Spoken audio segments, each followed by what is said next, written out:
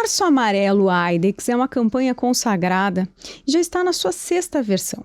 Desde 2020, a AIDS vem preocupada em trazer para vocês o conhecimento de como os rins se relacionam com o resto do corpo, na saúde e na doença.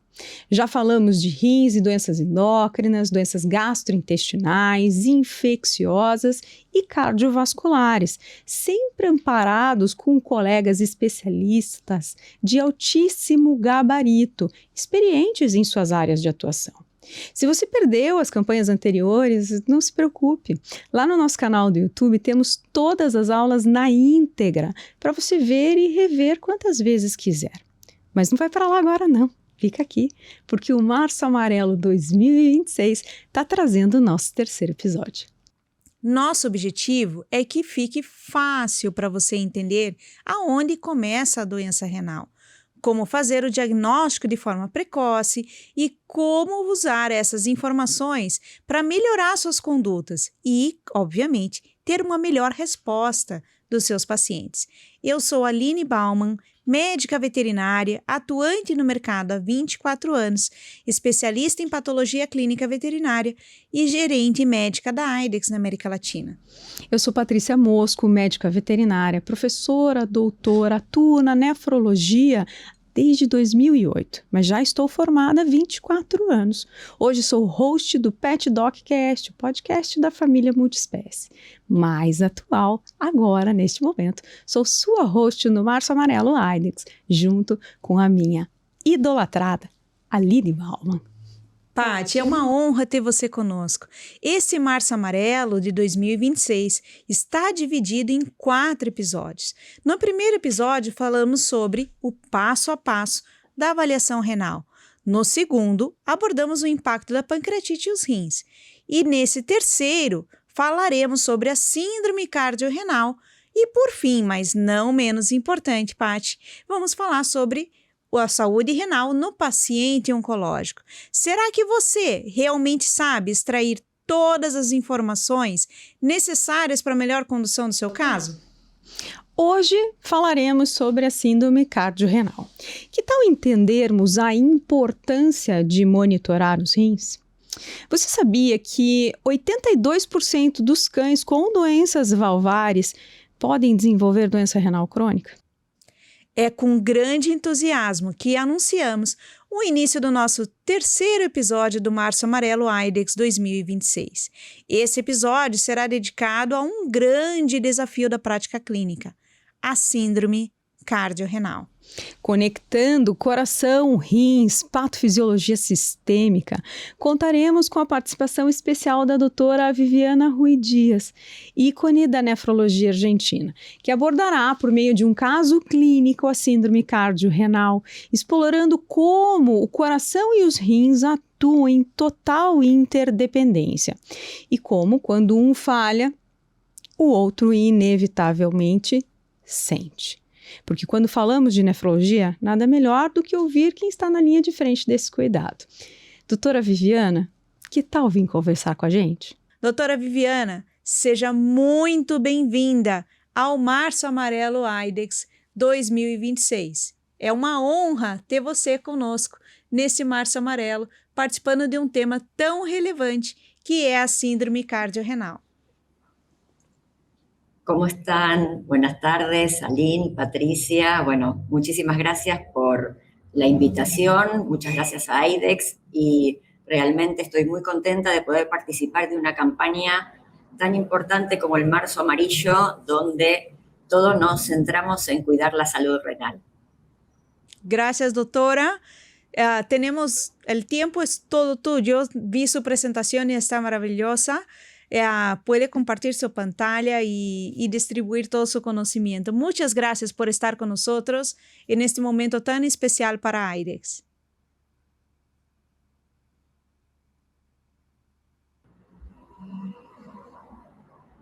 Bueno, es un placer para mí estar en este Marzo Amarillo y un tema que es realmente muy desafiante es justamente el síndrome cardiorrenal. Para hablar del síndrome cardiorrenal y poder comprender la fisiopatología, el papel del riñón y la importancia de los marcadores tempranos, voy a presentarles un caso clínico, pero no sin antes hacer un breve recordatorio sobre el síndrome cardiorrenal también y su clasificación. Les voy a presentar a un paciente que se llama Piru, es un canino macho sin castrar de 16 años de edad, con un peso de 5 kilos y un score corporal de 3/5, es decir, un score corporal adecuado. El motivo de consulta por el cual concurren al servicio de nefrología es porque Piru tiene un diagnóstico de una cardiopatía de más de 5 años de evolución. Él recibe continuamente medicación, que luego les voy a ir contando, y que se ha ido ajustando a sus necesidades y a sus cuadros de descompensación. El motivo de la derivación es porque además de su enfermedad cardiológica, ya tiene el desarrollo de una enfermedad renal. Y tanto su médico de cabecera como sus tutores quieren ver qué podemos hacer para mejorar y cuidar a sus riñones. Y acá una frase que yo uso muchísimo, que vamos a ir viendo cómo no siempre el riñón es el culpable de todo y muchas veces sufre las consecuencias de las fallas de otros órganos, como en este caso que vamos a ver, del corazón. Recordemos que las interacciones hemodinámicas entre el sistema cardiovascular y el riñón son extremadamente estrechas.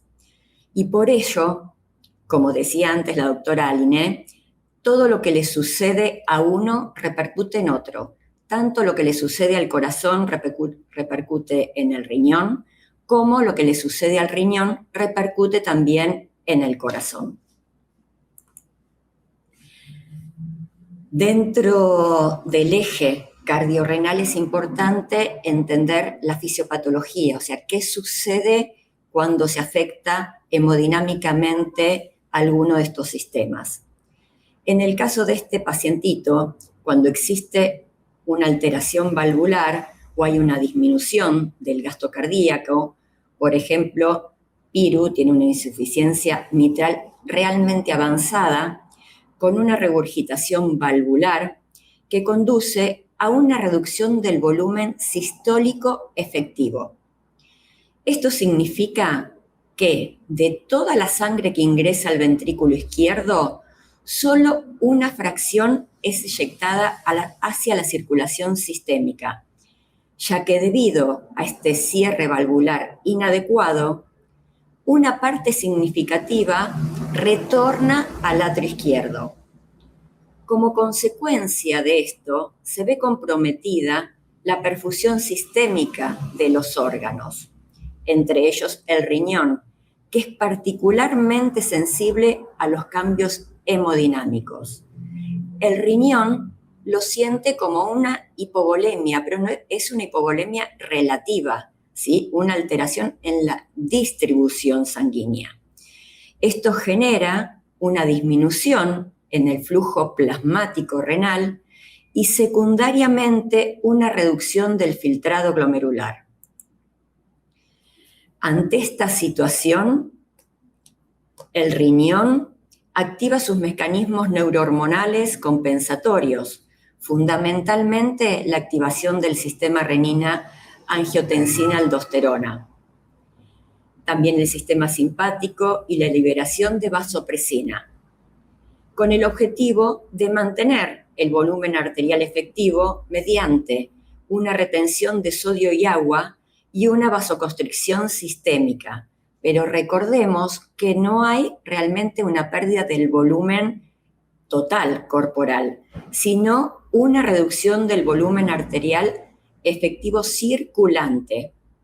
Es decir, que el total del volumen sanguíneo no llega a los territorios donde debería, con el volumen que cada órgano espera recibir.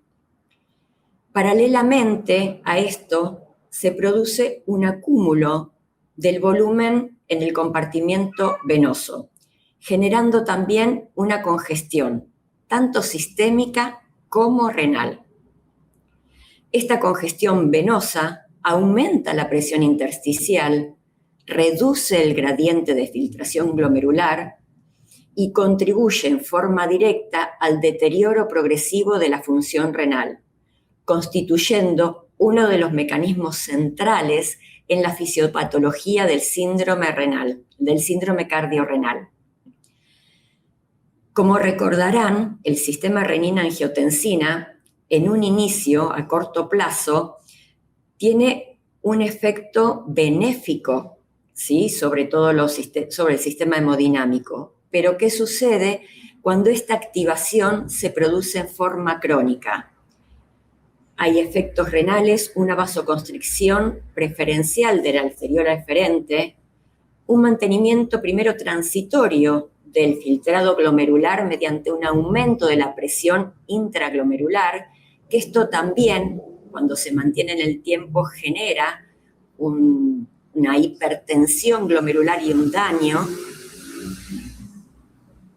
que a lo largo del tiempo crónicamente se vuelve deleterio si la causa que lo desencadenó no se soluciona.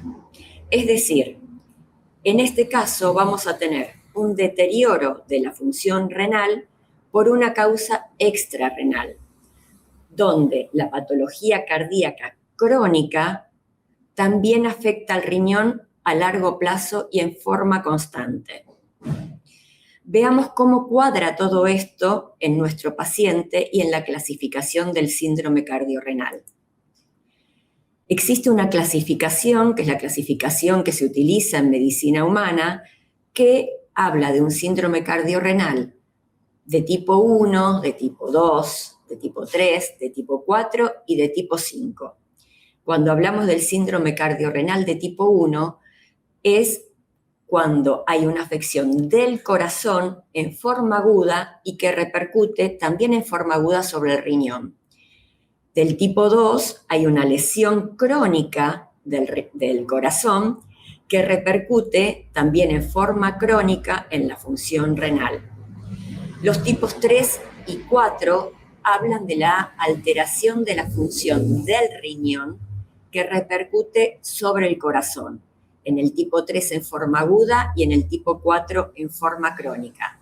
Y el síndrome cardiorrenal de tipo 5 en realidad involucra a ambos órganos, tanto al riñón como al corazón, pero por otro tipo de enfermedad sistémica. Si bien en medicina veterinaria se usa otra terminología en base al consenso de la CVIN, que ha sido promulgado en el año 2015 y que se ha revisado en el año 2018, la fisiopatología es exactamente la misma, lo que cambia es la denominación.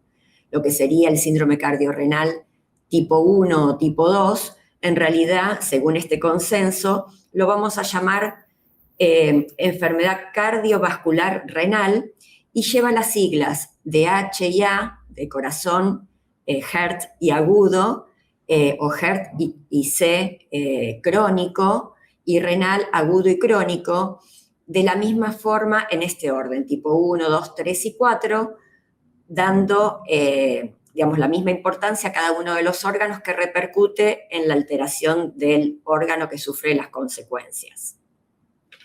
Veamos qué sucede con nuestro paciente. Como les comentaba, Piru tiene una enfermedad mitral degenerativa crónica, diagnosticada hace bastante tiempo, una enfermedad estructural valvular, una cardiopatía degenerativa de la válvula mitral, según la VIM, es un estadio B2, pasando ya a C progresivo, o sea, hace muchos años que él está enfermo, y su enfermedad cardiovascular ha ido progresando. Tiene un soplo persistente, que en un inicio era un soplo 3/6 y ya ha avanzado a un soplo 4/5, y él recibe tratamiento crónico para sus problemas cardiológicos, del cual no puede prescindir. Su historial clínico reporta antecedentes claros de insuficiencia cardíaca congestiva, tos recurrente y episodios compatibles con congestión pulmonar.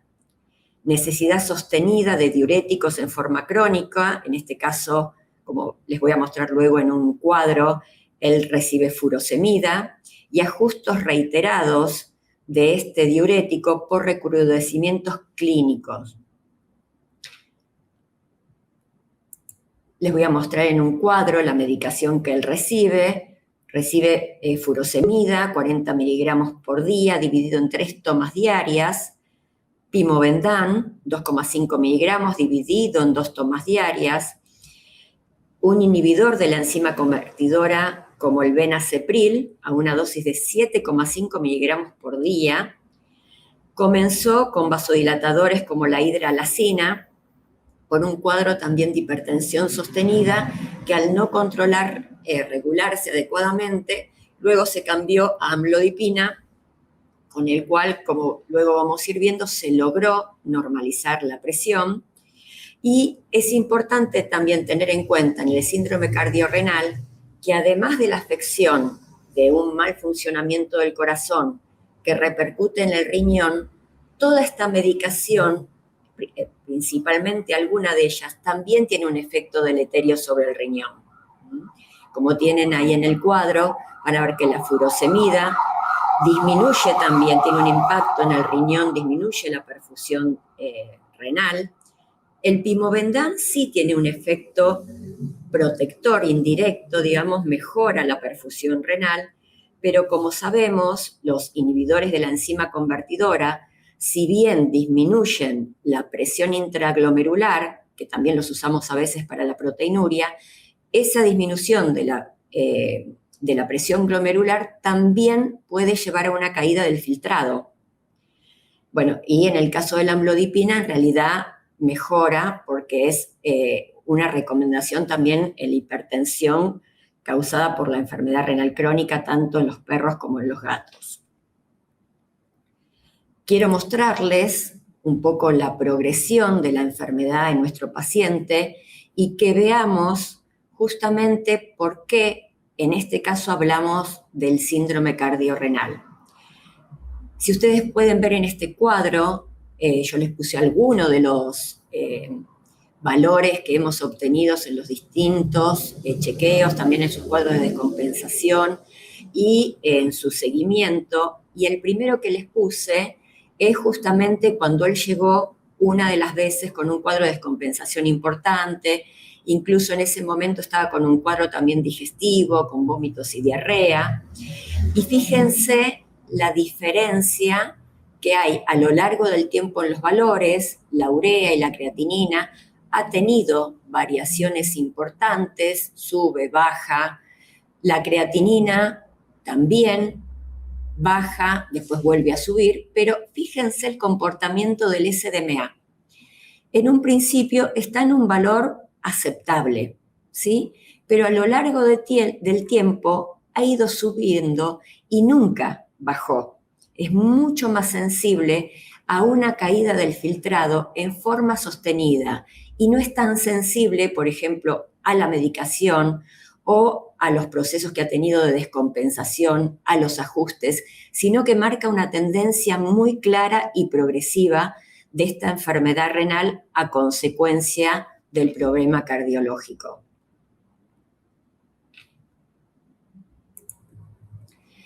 Vamos entonces ahora a desglosar un poquito, ¿sí?, lo que le pasaba en su primer descompensación, ¿no?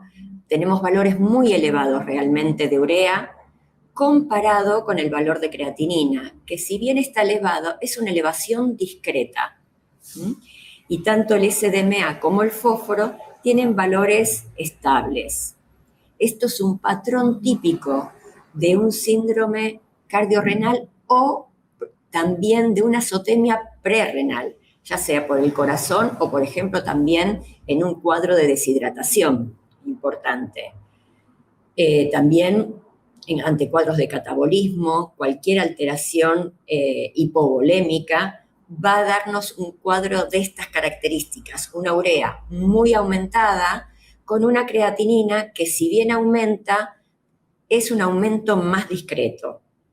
Como les decía, antes el SDMA en esta primera instancia se mantiene bastante estable. En el último estudio que tenemos, de los que yo les coloqué, fíjense lo que ha pasado.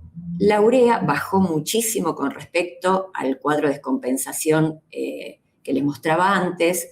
La creatinina ya se mantiene elevada y el SDMA también marca un aumento que se ha mantenido en el tiempo y nunca ha descendido. Por supuesto, cuando nosotros evaluamos un paciente renal, tenemos que estadificarlo. ¿Y cuándo lo vamos a estadificar? Cuando el paciente está compensado hemodinámicamente, está hidratado. Entonces, esta foto del momento con este paciente que estaba estable en esa consulta me permite a mí hacer una estadificación del enfermo renal. No me alcanza solamente los marcadores sanguíneos para estadificar el paciente. Tengo que también subestadificarlo. Tengo que saber si, por ejemplo, el paciente además es proteinúrico, si bien les adelanté algo de la hipertensión, si es hipertenso, para hacer una estadificación completa. Entonces vamos a ver qué pasa con el análisis de orina de este paciente. Si bien desde un inicio, si observan este cuadro, sus densidades siempre fueron bajas, pero han ido bajando cada vez más. Eso también me marca una progresión. Ha tenido un valor de proteinuria alto. Recuerden que hasta 0,5 la UPC, la relación proteína-creatinina en orina, es normal. Él tuvo en el evento agudo, en el evento de la agudización, una proteinuria patológica, pero no sostenida.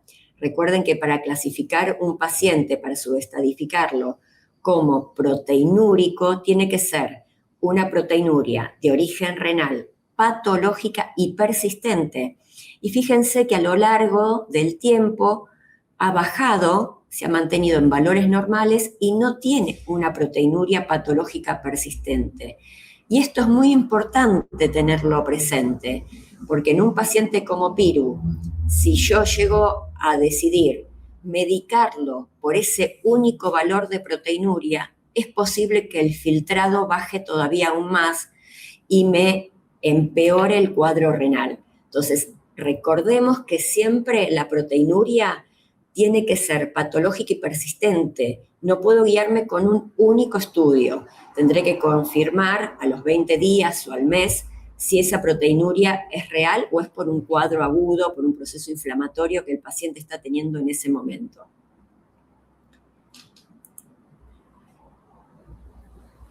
Como les decía, bueno, tiene también todos sus estudios cardiológicos que se sigue muy de cerca a este paciente. Somos un equipo de trabajo en realidad que tiene Piru todo para él, su clínico, su cardiólogo, conmigo la parte de nefrología y también un nutricionista que ajusta todas las necesidades que él tiene. Y acá veamos lo que pasaba con su presión. Él tenía unas presiones realmente muy elevadas, llegó a tener presiones arteriales sistólicas de más de 180 milímetros de mercurio, y recuerden que eso es una hipertensión severa, con alto riesgo en órganos blancos, 2 de los cuales ya tiene afectado. Recordemos que había 4 órganos blancos para la hipertensión arterial: el sistema nervioso, el corazón, el riñón y la vista, y él ya tiene afectados 2. No podemos permitir que siga con ese cuadro de hipertensión. Y como les mencionaba antes, con la hidralacina no se logró bajar la presión, se cambió a amlodipina y con la amlodipina logramos mantenerlo en presiones que están entre 140, 145, 147, como esta que yo les estoy mostrando acá. Su último registro es 147 de presión sistólica, con una diastólica de 114. Su ecografía abdominal, que es parte también de su chequeo, ver cómo están sus riñones, ¿sí? Hablan de unas alteraciones ecográficas ligeras, o sea, no hay un cuadro grave, no hay una una irregularidad muy importante, sí hay una leve pérdida de la definición corticomedular, pero también ver esa imagen nos está informando que el riñón no tiene un daño primario tan grave como uno esperaría por ahí con los valores que vimos de urea, sino que viene deteriorándose paulatinamente. Recordemos que además este paciente tiene 16 años, así que bastante bien, sus riñones vienen tratando de compensar, pero por supuesto que están sufriendo. Entonces, en nuestro paciente tenemos una cardiopatía crónica que induce la progresión de esta enfermedad renal crónica. Ya lo logramos estadificar en base a todo lo que les mencionaba, como un enfermo renal estadio IRIS 2, ¿sí? Porque tanto el SDMA como la creatinina nos permite estadificarlo en ese parámetro. No proteinúrico, porque recuerden que confirmamos que no tenía una proteinuria patológica persistente, insisto con esto porque es muy importante, y sí es hipertenso, pero que se ha logrado ir compensando con la medicación. Recordemos que dentro del síndrome cardiorrenal, él sería un cardiorrenal tipo 2, porque ha tenido una enfermedad valvular crónica que ha ido afectando crónicamente a su riñón, ¿sí? Entonces sería cardiovascular renal disease, heart chronic, ¿sí? Del corazón crónico. Porque esta cardiopatía crónica, más un tratamiento sostenido, especialmente con el diurético, su activación continua del sistema renina-angiotensina-aldosterona y esa hipoperfusión relativa, ¿sí? Hace que este riñón progresivamente se vaya alterando. Entonces, en el análisis de este caso en particular, nos recuerda justamente que el riñón y el corazón no funcionan como órganos aislados, sino como un sistema integrado. La cardiopatía crónica modifica la hemodinamia renal y acelera la progresión de la enfermedad renal. Y el riñón, también al intentar compensar esta hipoperfusión, activa sus mecanismos que terminan también impactando en un daño temprano también en el riñón y también consecuentemente en el corazón. Es por todo esto que detectar y monitorear a estos pacientes en forma dinámica y continua es esencial para proteger y para preservar la vida del paciente y de estos órganos. Como vimos, ir controlando los marcadores, principalmente los marcadores precoces, en un paciente que a lo mejor en una primera instancia solamente tenía la cardiopatía, pero los marcadores funcionales nos van marcando cómo va afectando también al riñón. En el análisis de orina, la presión arterial y el seguimiento en el tiempo se transforman en herramientas clínicas fundamentales. Desde el punto de vista de la nefrología, ¿sí? Es muy importante hacer el diagnóstico correcto y temprano. No solamente los marcadores, sino la historia clínica del paciente, los datos de anamnesis, una interpretación adecuada de estos marcadores. Por ejemplo, el SDMA y también la proteinuria, ¿sí? Nos va a marcar la manera en que podemos acompañar a ese paciente y mantener un equilibrio hemodinámico estable.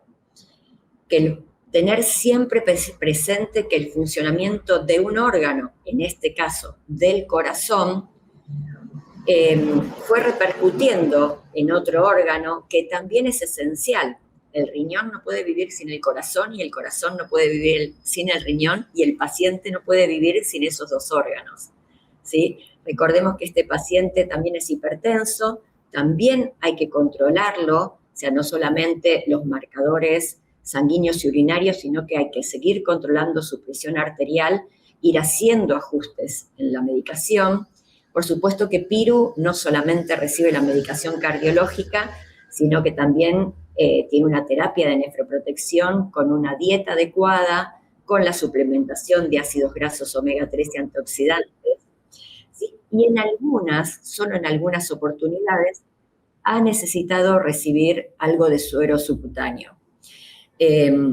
Pero bueno, realmente es un paciente que se ha mantenido estable a pesar de todo esto que tiene, gracias a que interpretamos todos estos marcadores y a un trabajo en equipo realmente muy completo, porque justamente cuando las patologías son varias, hay que pensar en el paciente y hay que pensarlo en equipo.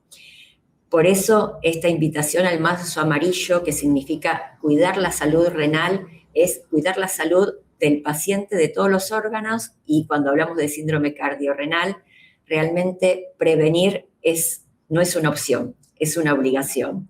Así que espero que les sea realmente práctico este caso para interpretar y para entender la complejidad del síndrome cardiorrenal.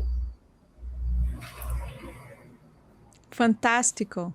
Doctora, fantástica presentación. Muchas gracias por tenerla. Es de verdad un honor para nosotros. El Marzo Amarillo IDEX será transmitido por toda la América Latina y es un honor tenerla con nosotros acá. Voy a hablar en portugués, bueno, despacito. E eu tenho alguns comentários que eu acho que cabe de ressaltar, a doutora comentou sobre, mas eu acho que cabe da gente discutir aqui. Eu estou em frente a duas grandes nefrologistas que estão aqui contribuindo para o Março Amarelo, a doutora Patrícia, a doutora Viviana, e esse paciente ele teve uma curiosidade que eu acredito que seja a mesma que eu estou pensando que os nossos colegas clínicos veterinários ouvintes estão também com essa mesma dúvida na cabeça. O Piro, quando a gente avalia todos os exames que foram feitos, ele foi cuidadosamente monitorado. Ele tinha uma ureia que tinha valores bem discrepantes em relação aos demais marcadores de taxa de filtração glomerular. A ureia dele, em um primeiro momento, estava 430, creatinina 2,1 e SDMA 14. Proporcionalmente, a ureia está muito mais alta do que os outros dois marcadores. Aí eu queria perguntar para vocês, o que a gente pode pensar em relação a esse aumento desproporcional da concentração de ureia? Bueno, es el caso típico de, no solamente por el síndrome cardiorrenal, sino de una azotemia prerrenal, ¿sí? Porque él además, en ese momento, yo les mencioné que había estado también con un cuadro de vómitos y diarrea cuando se descompensó, por lo cual tenía también una deshidratación, o sea que como componente prerrenal, además del problema cardíaco, se le sumó también una deshidratación. Además, su intestino también, por esa azotemia, muchas veces cambia, puede haber una disbiosis, ¿sí?, intestinal que favorece la flora, ¿sí?, que muchas veces forman más compuestos nitrogenados que también pasan a la sangre. En realidad es bastante complejo porque no es solamente el riñón, solamente el corazón, sino que está todo el sistema, todo el organismo implicado en esa descompensación, pero en este caso en particular, fundamentalmente, el cuadro de deshidratación también hizo que fuera más marcado el aumento de urea en relación a la creatinina. Y bueno, como les decía, el tema de la diarrea también estaba con una pérdida contemporánea de líquido por los vómitos y la diarrea. Entonces es un conjunto de cosas, ¿sí?, para tener en cuenta, que la creatinina no es tan sensible a esos cambios, pero sí la urea. Pero tener justamente presente esas diferencias es lo que nos hace pensar en algo prerrenal. No sé si la doctora Patrícia está de acordo, quer agregar algo? Sim, doutora, sim, eu estou de acordo. Aqui nós temos uma dica que eu gosto muito de usar, doutora, que é estabelecer a proporção entre ureia e creatinina, tanto em cães quanto em gatos. Em seres humanos existe também, né, essa avaliação da proporção e é diferente em cada uma das espécies, né? Então, o que nós consideramos normal de proporção de ureia e creatinina? Para cada uma unidade de creatinina filtrada, o rim filtrará 40 unidades de ureia nos cães. Então, se nós temos uma diminuição da filtração por desidratação, hipotensão, o rim ele não é seletivo, vou filtrar mais creatinina ou menos ureia, né? Ele diminui a filtração de todas as moléculas. Então, quando eu assumo essa proporção e para saber se essa proporção está adequada, nós pegamos o valor da ureia, nesse caso 430, e dividimos pelo valor da creatinina. Vou fazer esse cálculo agora, para a gente ver exatamente essa proporção. Então, 430 divididos por 2,1, o que me dá uma proporção de 204, e deveria estar 40. Então, se está 204, isso quer dizer que eu tenho muito mais moléculas na circulação de ureia do que de creatinina.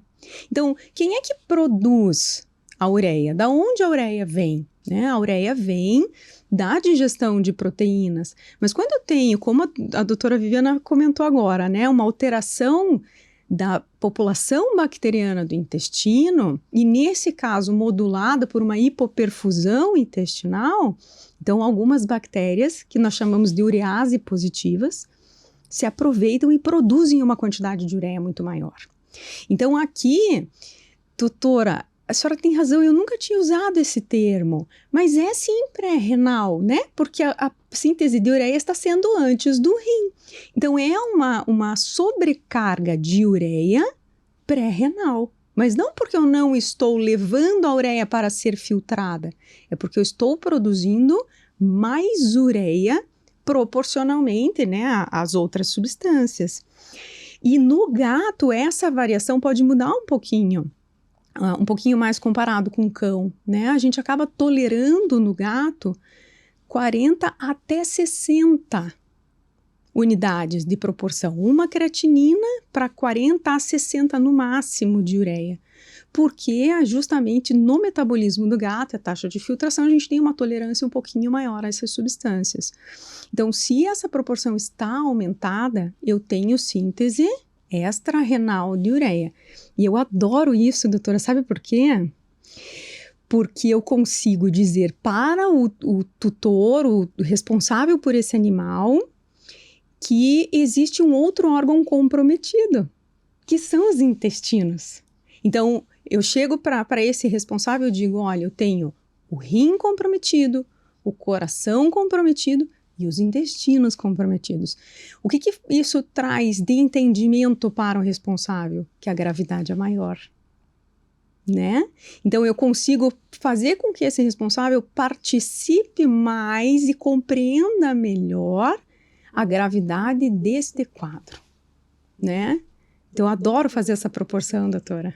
E, inclusive, é uma informação que tem no próprio laudo, né? A gente tem essa informação no laudo dos exames bioquímicos da AIDEX, que é a famosa razão Boom-creatinina, que justamente, como vocês duas falaram brilhantemente, nos ajuda a entender causas extra-renais de aumento desses marcadores. Aline, eu vou ter que colar rapidamente, eu não sei se a doutora Viviana lembra, doutora, me ajude a lembrar. Boom é diferente de ureia, né? Não sei na Argentina o que se usa mais. Aqui no Brasil a gente acaba usando mais ureia, nos Estados Unidos mais Boom. No laudo da AIDEX se usa Boom. Então, quando aqui no Brasil nós falamos ureia, é diferente de falar Boom. Então, essa proporção de 40 que eu comentei com vocês não é a mesma do Boom. Então, qual que é a diferença, né? Se não me engano, doutora, me ajude. Um Boom é igual a 2,14 ureias. É isso? Isso, uma ureia igual a Boom vezes a BUM vezes 2,14. Ótimo. Para fazer a conversão. Então, na verdade, né, Aline, essa proporção, considerando BUM, seria aproximadamente 20 no cão e de 20 a 30 no gato, isso? Uhum. Viu? Rapidamente fizemos as contas matemáticas, mesmo sendo veterinário. Sí, nosotros aquí usamos urea también. Ah, la mayoría. ótimo. Perfeito. E eu tenho uma outra pergunta para vocês duas, não me matem. Mas é que eu acho que faz todo sentido. A doutora comentou durante a sua apresentação, eu achei super interessante, uma tabela onde tinham lá várias medicações que são necessárias de serem usadas por um paciente cardiopata, né? E essas medicações, ela têm os seus efeitos hemodinâmicos, efeitos na diurese, que podem aí interferir na concentração de determinados marcadores. Então, por exemplo, a furosemida, ela pode ter um efeito na perfusão renal, levando a uma azotemia funcional. E aí eu me coloco nos pés, nos ombros e nas mãos de um veterinário da rotina, que está fazendo uso de determinadas medicações necessárias para monitorar um paciente cardiopata que já tem impacto renal e que como que ele pode, ou que dica que vocês podem dar para monitorar um paciente que se eu tiver um aumento de creatinina, de SDMA, que está sobre tratamento terapêutico, como entender que esse aumento é secundário à medicação ou que realmente eu estou tendo uma progressão da doença renal no monitoramento desse paciente. Imagino que não seja fácil e que não seja uma coisa só que vocês olhem, mas eu queria que vocês trouxessem algumas dicas de tanto clínica como laboratorial. Sí, en este paciente por ahí es más complejo porque viene recibiendo furosemia hace muchos años y es dependiente de la furosemida porque cuando se intentó en algún momento, sobre todo cuando tuvo esa agudización, se intentó disminuir la dosis y empieza con mayor congestión, con tos. Pero bueno, lo que hay que recordar es que la furosemia es un diurético y que el riñón también, al tener un problema cardíaco, ¿se acuerdan que yo les comenté que lo registra como una hipovolemia relativa? Y el diurético empeora esa hipovolemia porque en realidad produce una diuresis, ¿sí? A través de la eliminación de sodio y también con eso agua. Entonces muchas veces eso puede hacer que los valores todavía suban un poco más. Pero bueno, en este caso en particular realmente él no puede prescindir si se ha ido manejando con la menor dosis posible, con la cual se mantiene compensado también de su parte cardiovascular. A veces se indican algunos otros tipos de diuréticos. Él, como tenía buena respuesta, por ahora no se cambió a otro diurético, pero a lo mejor en un futuro incluso haya que cambiarlo. No sé si eso responde lo que vos me estabas preguntando, Aline. Ou se Patrícia queria agregar algo. Doutora, eu gostaria de colocar alguns comentários também da minha rotina. Uhum. A gente sabe, como a doutora Viviana muito bem colocou, que esse paciente que é dependente de diurético, a gente não pode tirar o diurético, né? Então, como saber se o aumento da SDMA ou da creatinina que nós detectamos neste exame é secundário a uma desidratação ou até hipotensão, dependendo do fármaco que está sendo utilizado, né, um vasodilatador, ou se esse aumento ele é de fato progressão de doença renal. Existem algumas dicas. Então, a primeira situação que eu observo sempre é me concentrar no paciente. E eu sei que a doutora faz isso, a doutora Viviana, porque foi uma das primeiras coisas que a doutora Viviana falou. Eu sempre priorizo qualidade de vida do paciente e o estado geral dele, né, doutora? Que é o nosso foco.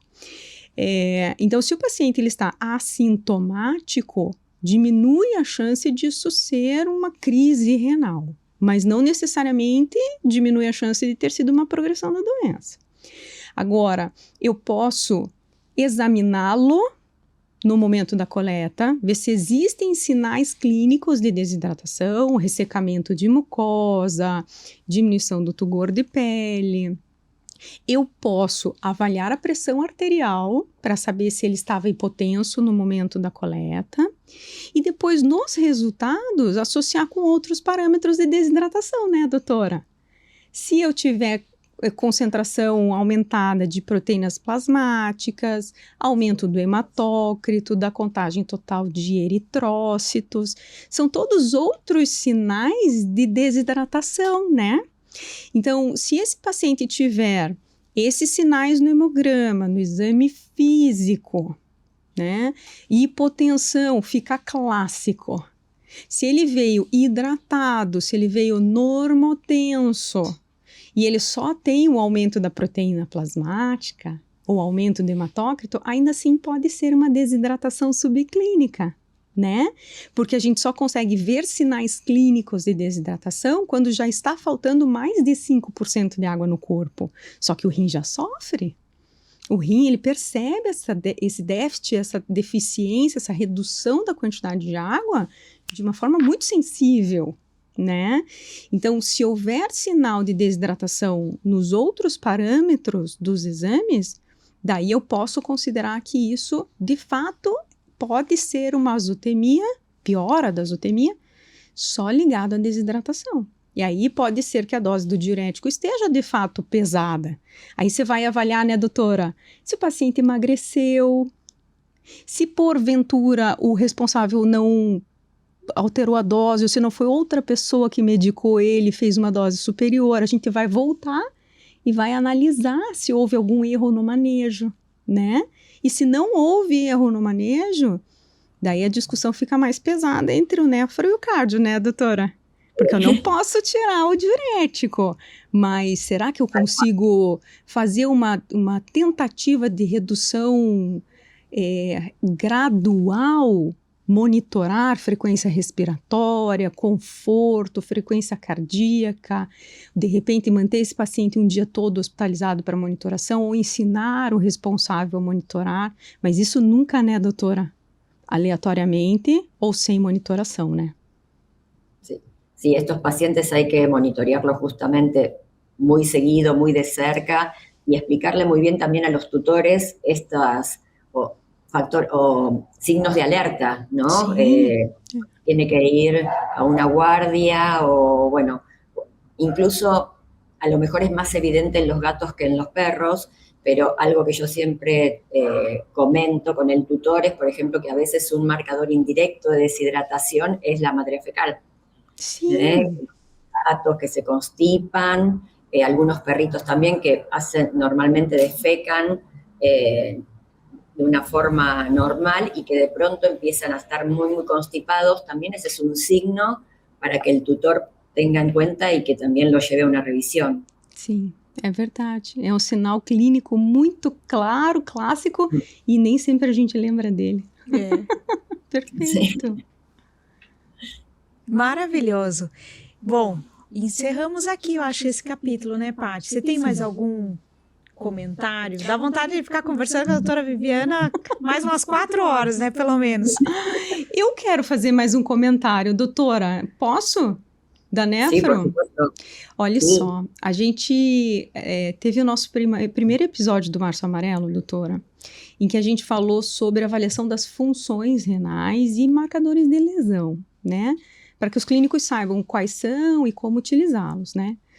E uma das funções renais, que é o equilíbrio de água, então, quantidade de água que fica no corpo, quantidade de água que é excretada na urina, ela pode ser avaliada pela densidade urinária se eu desafiar esse rim. Então, quando o paciente vem coletar a amostra de urina, eu desafio o rim tirando a água dele por algumas poucas horas. 4 horas num gato, muitas vezes 2 horas no gato já é suficiente, mas 4 a 6 horas no cão, né? E se eu desafiei e o rim não concentrou, então isso significa que eu perdi esta função, porque é uma função renal, a avaliação da densidade urinária. Mas como que eu faço no paciente que é síndrome cardiorrenal e usa diurético? Ou no paciente que precisa ser imunossuprimido e usa um corticoide. Então, essa é uma função renal que nós não conseguimos avaliar, né, doutora? Nesse perfil de pacientes. Então, é a única função renal que eu não consigo avaliar nos pacientes que usam medicações que alterem o volume urinário. Até mesmo a fluido, né, Paty? Até mesmo a fluido, sem dúvida. Isso é interessante. Doutora, isso acontece aí com você? Paciente hospitalizado, está internado, fica em jejum para fazer os exames no dia seguinte. Vai fazer a densidade urinária no dia seguinte, mas não se tira fluido. Não adianta, porque você está administrando fluido de fora do corpo para dentro. Então, esse excesso de volume vai ser trabalhado pelo rim, né? Então, mesmo que ele esteja hospitalizado, daí tem que se avaliar se é o momento de se avaliar, se é possível tirar fluido naquele momento, por quantas horas, né? Mas se administrar fluido extra, o rim vai jogar fora. Afinal de contas, é o papel dele, né? Deixa ele trabalhar. Totalmente. Perfeito. Muito bom, meninas. Lindo capítulo. Como sempre, vocês abrilhantaram lindamente mais um episódio da AIDEX sobre o Março Amarelo. Doutora, mais uma vez, super obrigada. Marzo Amarelo realmente es una campaña muy importante, tanto en medicina veterinaria como en medicina humana, porque, bueno, cuidar la salud renal es cuidar la salud. Muchas gracias, doutora Viviana. Un honor conocerla, un placer conocerla y partilhar nuestro amor por la nefrología. Falei Muchas bem? gracias. Igualmente. Rasgou o espanhol, hein, Paty? Opa, olha que tal. Doctora, muchas gracias nuevamente. En nombre de AIDEX y en nombre de todos los veterinarios de América Latina, gracias por todo que hace por la medicina veterinaria y por la nefrología. Gracias por estar con nosotros en nuestro Março Amarillo de 2026. Obrigada, gracias. Paty. Você também.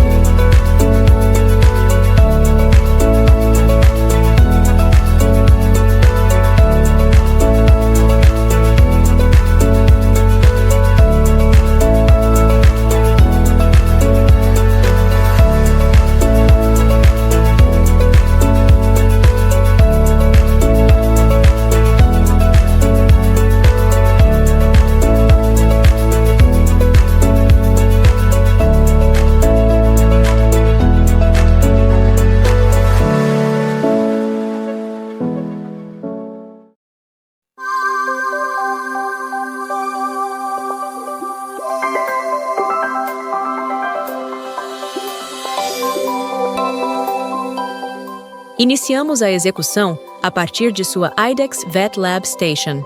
Todas as informações do paciente são rapidamente capturadas e o sistema logo está pronto para execução. Uma vez que você clicou em executar na VetLab Station, o SediVue move automaticamente um dos cartuchos para a janela de pipetagem. Misture a amostra e injete no cartucho, utilizando a pipeta fornecida.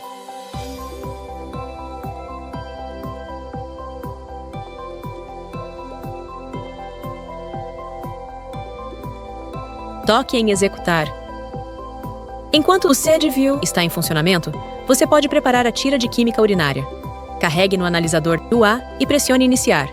O analisador UA documentará seus resultados após 80 segundos. Vamos ver o que está acontecendo dentro do SediVue.